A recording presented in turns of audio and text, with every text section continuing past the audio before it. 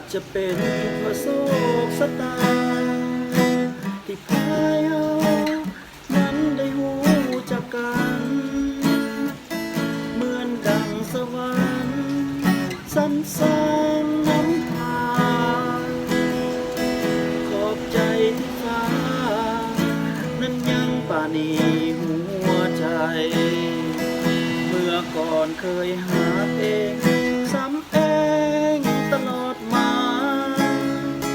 เจ็บใจนักหนาอุลาในใจไว้วันแต่มาวันนี้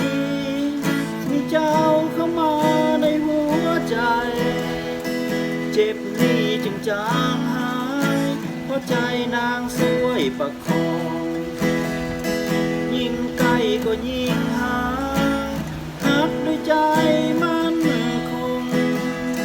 อยู่ไกลก็ยิ่งหลงเพราะนางแสนดีหูให้อภัยถนอมน้ำใจที่มีในชีวิตนี้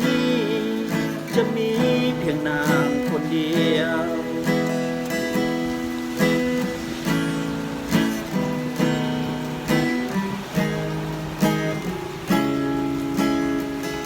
ถึงตัวอยู่ไกล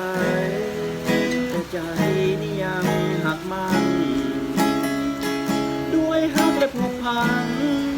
สร้างฝันในใจเสมอจะโทรไปหาในวันที่เฮาห่างไกลบ่ให้หวั่นไหวหัวใจเป็นสุขเหลือเกิน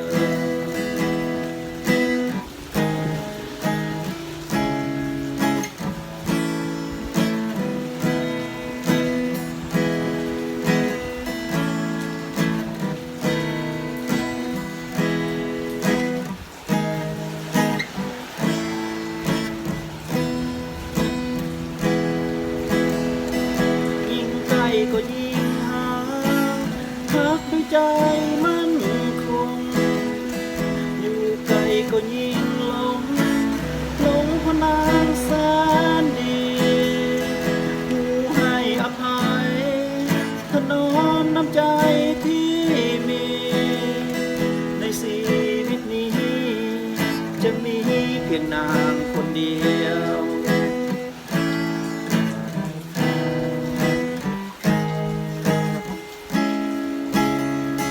ถึงตัวอยู่ไกลแต่ใจนี่ยังหักมันด้วยฮักและผูกพันสร้างฝันในใจเสมอจะโทรไปหา